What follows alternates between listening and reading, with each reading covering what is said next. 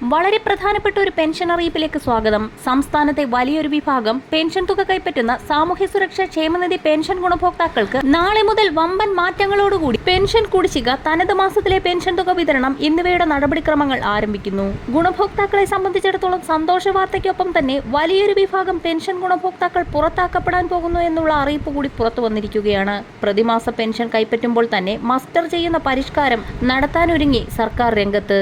Pension വിതരണം ചെയ്യുന്നതിന് പണം കണ്ടെത്താൻ കഴിഞ്ഞ വർഷം ഇന്ധനത്തിനും മദ്യത്തിനും സെസ് ഏർപ്പെടുത്തിയതുപോലെ മോട്ടോർ വാഹന നികുതി, ഭൂനികുതി തുടങ്ങിയവയ്ക്ക് മേൽ സെസ് ഏർപ്പെടുത്തുന്ന കാര്യവും ബജറ്റിൽ പരിഗണനയിലുണ്ടെന്ന് ധനമന്ത്രി കെ.എൻ. ബാലഗോപാൽ വാർത്താമാധ്യമങ്ങളോട് വ്യക്തമാക്കി. 7-ാം തീയതി രാവിലെ 9-ന് ധനമന്ത്രി കെ.എൻ. ബാലഗോപാൽ തന്റെ 5ാമത്തെ ബജറ്റ് നിയമസഭയിൽ അവതരിപ്പിക്കുമ്പോൾ മാറ്റങ്ങൾ ഉൾപ്പെടുത്തുമെന്നാണ് സൂചന. ഇതോടൊപ്പം തന്നെ സാമൂഹ്യ സുരക്ഷാ ക്ഷേമ പെൻഷൻ കുടിശ്ശിക 3 ഗഡു 4800 രൂപ വീതം വിതരണം ചെയ്യുന്നതിനുള്ള നടപടികൾ സംസ്ഥാന സർക്കാരിന്റെ ഭാഗത്തു നിന്നും ആരംഭിച്ചു എന്നുള്ള സന്തോഷ വാർത്ത കൂടി എത്തിയിരിക്കുകയാണ്.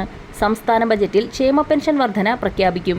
നിലവിൽ 1600 രൂപ വീതമാണ് പ്രതിമാസം ക്ഷേമ പെൻഷനായി നൽകുന്നത്.